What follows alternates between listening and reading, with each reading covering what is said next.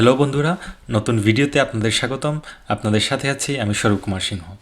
গত ভিডিওতে আমি স্পন্সরশিপ নিয়ে কথা বলেছিলাম। তো আজকে আমি কথা বলবো আপনি যদি কাউকে স্পন্সর বানান সেক্ষেত্রে কি কি ডকুমেন্ট প্রয়োজন হবে। তো আপনার স্পন্সর যদি জব হোল্ডার হয় সেক্ষেত্রে আপনার কি কি কাগজ লাগতে পারে। তো যাকে স্পন্সর বানাবেন তাকে স্পন্সর বানানোর আগে কথা মাথায় রাখবেন যে আপনার স্পন্সরের নিচে আমি যে ডকুমেন্টগুলোর কথা এখন বলবো সেগুলো আছে কি না। আগে কনফার্ম হয়ে নেওয়ার পর ওনাকে স্পন্সর বানাবেন। প্রথম হচ্ছে গিয়ে জব সার্টিফিকেট। আপনার স্পন্সর যদি জব হোল্ডার হয় তাহলে উনি যে কোম্পানিতে বা যদি কোনো সরকারি চাকরি করে থাকেন তাহলে প্রতিষ্ঠান প্রদান কর্তৃক একটা জব সার্টিফিকেট যেটাতে লেখা থাকবে যিনি ওই প্রতিষ্ঠানের একজন এমপ্লয়ি, এবং যদি অতীতে কোনো এমপ্লয়ি হয়ে থাকেন তাহলে নির্দিষ্ট সময়সীমা থাকবে, কত সাল থেকে কত সাল পর্যন্ত চাকরি করছিলেন, কিংবা বর্তমানে যদি থাকেন তাহলে ডেট উল্লেখ সহ একটা জব সার্টিফিকেট থাকবে। এরপর হচ্ছে গিয়ে জব অ্যাপয়েন্টমেন্ট লেটার। আচ্ছা, উনি যখন জবে ঢুকেছিলেন তখন ওনার যে অ্যাপয়েন্টমেন্ট লেটার আছে সেটার একটা কপি আপনাকে জমা দিতে হবে, এবং সেটা যদি অনেক ক্ষেত্রে হারিয়ে যায় তাহলে প্রতিষ্ঠান প্রধানকে বলে হয়তো নতুন একটা বানিয়ে নেওয়া সম্ভব। তো সেক্ষেত্রে ওনার জব অ্যাপয়েন্টমেন্ট লেটারটা লাগবে। তবে একটা ব্যাপার খেয়াল রাখবেন যে আপনি যতগুলো ডকুমেন্ট জোগাড় করবেন সবগুলো যাতে ইংরেজিতে হয়। এরপরে হচ্ছে গিয়ে স্যালারি স্টেটমেন্ট। আপনার স্পন্সর যে স্যালারি পায় সেটা একটা স্টেটমেন্ট উল্লেখ থাকতে হবে, যে স্যালারি স্টেটমেন্টে উনি কত বেতন পান, কোন স্কেলে বেতন পান, বোনাস ভাতা ইত্যাদির উল্লেখ থাকবে। এছাড়াও থাকবে পে স্লিপ। পে স্লিপটা হচ্ছে গিয়ে সরকারি চাকরির ক্ষেত্রে যদি আমরা বলি তখন প্রত্যেক মাসে প্রত্যেক এমপ্লয়ীদের বেতনের একটা শিট, একটা এক্সেল শিট আসে যেখানে সব এমপ্লয়ীদের স্যালারি কত ইত্যাদি সবগুলো উল্লেখ থাকে। সেটা প্রত্যেক মাসের জন্য এটা আলাদা আলাদা হয়। সেক্ষেত্রে চেষ্টা করবেন আপনারা 6 মাসের পে স্লিপটা কালেক্ট করতে, এবং সেটা আপনাকে জমা দিতে হবে। এরপরে আছে হচ্ছে গিয়ে ট্যাক্স রিটার্ন সার্টিফিকেট। আপনার এমপ্লয়ি থেকে অবশ্যই ট্যাক্স দিতে হবে, এবং ট্যাক্স রিটার্নের যে সার্টিফিকেট আছে সেটা দিতে হবে।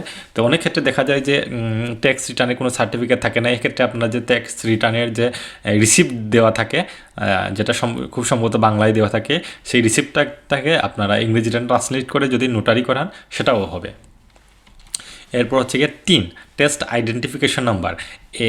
এই তিনটা সাধারণত ইংরেজিতে হয়ে থাকে, তো সেটাকে আপনাদের কোনো ট্রান্সলেট করার প্রয়োজন পড়ে না। আপনারা শুধু ইন্টারনেটে গিয়ে এটা ডাউনলোড করলে হয়ে যাবে। এরপর হচ্ছে কি ব্যাঙ্ক স্টেটমেন্ট। আপনাকে যে স্পন্সর করবে ওনার ব্যাঙ্ক অ্যাকাউন্টের 6 মাস থেকে 1 বছরের যে ব্যাঙ্ক স্টেটমেন্ট, অর্থাৎ টাকার যে ট্রানজেকশন হয়েছে সেগুলার যে ব্যাঙ্ক স্টেটমেন্টটা সেটা ব্যাঙ্ক থেকে কালেক্ট করে নেবেন। এটা সাধারণত ব্যাঙ্ক ফ্রি দেয়, তবে ব্যাঙ্ক ভেদে এটা ভিন্ন ভিন্ন হতে পারে। একবার আপনারা যে ব্যাঙ্কে অ্যাকাউন্ট আছে স্পন্সরের সেই ব্যাঙ্কতে খোঁজ নিয়ে দেখবেন। এরপর হচ্ছে গিয়ে ব্যাঙ্ক সলভেন্সি হচ্ছে গিয়ে স্টেটমেন্টের মতো একটা সার্টিফিকেট যেখানে লেখা থাকে যে ওনাদের ব্যাংকে এমপ্লয়ি, আপনার যে স্পন্সর আছে তার অ্যাকাউন্ট রয়েছে এবং অ্যাকাউন্টে টাকার পরিমাণটা উল্লেখ থাকবে। সেটাই হচ্ছে গিয়ে ব্যাঙ্ক সলভেন্সি। এরপর হচ্ছে যদি সম্ভব হয় তাহলে স্পন্সরের এনআইডি এবং পাসপোর্ট এটা একটা কপি রাখবেন। এটা জমা দেওয়া ভালো, তবে দিতেই হবে, এটা বাধ্যতামূলক না, তবে জমা দিলে আশা করি বেটার এটা। এবং সবসময় আমি আবার বলছি, খেয়াল রাখবেন সবগুলা কাগজপত্র ইংরেজিতে হতে হবে। যদি ইংরেজিতে না হয় তাহলে সেটাকে ট্রান্সলেট করিয়ে আবার নোটারি করাতে হবে। আপনি যদি ট্রান্সলেট করান সেক্ষেত্রে নোটারি করা বাধ্যতামূলক। তো এই বিষয়গুলোর প্রতি খেয়াল রাখবেন। এরপরে ট্রানজ্যাকশনের ক্ষেত্রে কিছু জিনিস খেয়াল রাখবেন, সেটা হচ্ছে অবশ্যই আপনারা ব্যাংক থেকে ব্যাংকে ট্রানজ্যাকশন করার জন্য আরটিজিএস পদ্ধতি অবলম্বন করবেন। অর্থাৎ এমন না যে আপনি একটা চেকের মাধ্যমে ওনার কাছ থেকে টাকা নিলেন, টাকাটা ক্যাশে উঠালেন এবং আপনার অ্যাকাউন্টে জমা করবেন, এরকম না, কোনো সময় এরকম করা যাবে না। আপনার সবসময়, যেহেতু ক্যাশ ট্রানজ্যাকশন একটা ফিসি একটা ব্যাপার, তো ফিনল্যান্ড অনেক সময় ক্যাশ ট্রানজ্যাকশনের ক্ষেত্রে অনেক ডকুমেন্ট জোগাড় করতে হয়, অনেক ঝামেলা রয়েছে, সেজন্য আপনারা ট্রাই করবেন আরটিজিএস যে সেবাটা আছে সেটা নেওয়ার। এটা হচ্ছে ব্যাংক থেকে ব্যাংক, অর্থাৎ এটা শুধুমাত্র একই ব্যাংকে হতে হবে সেটা না। যেমন আপনি যদি পূবালী ব্যাংক থেকে রূপালী ব্যাংক, কিংবা রূপালী ব্যাংক থেকে সিটি ব্যাংক, আপনি যে কোনো ব্যাংক থেকে ব্যাংকে আরটিজিএস পদ্ধতিতে টাকা পাঠাতে পারেন, এক্ষেত্রে হয়তো 100 টাকার মতো চার্জ রাখবে। এছাড়া হচ্ছে কি অ্যাভয়েড ক্যাশ ট্রানজ্যাকশন, অর্থাৎ আমি আগেই বলেছি যে ক্যাশ ট্রানজ্যাকশন থেকে বিরত থাকবে। যদি অন্য কোনো উপায় না থাকে, আপনাকে যদি ক্যাশ ট্রানজ্যাকশন দেখাতে হয়, সেক্ষেত্রে অন্য কথা কিন্তু চেষ্টা করবেন যাতে ক্যাশ ট্রানজ্যাকশন না করার।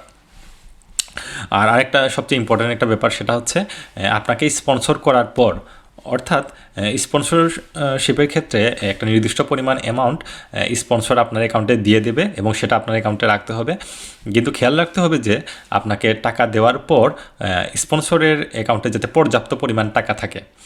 ফিনল্যান্ডের এম্বাসিটা অবশ্যই জানতে চাইবে যে আপনাকে টাকা দেওয়ার পর ওনার অ্যাকাউন্টে সাফিসিয়েন্ট টাকা আছে কিনা, যেটা দিয়ে উনি নিজের জীবিকা নির্বাহন, মানে নিজের থাকা খাওয়া ইত্যাদি চালাতে পারবেন কিনা। সেক্ষেত্রে স্পন্সরের অ্যাকাউন্টে যদি পর্যাপ্ত পরিমাণ টাকা না থাকে, তাহলে কিন্তু আপনার ভিসা রিজেকশন হতে পারে।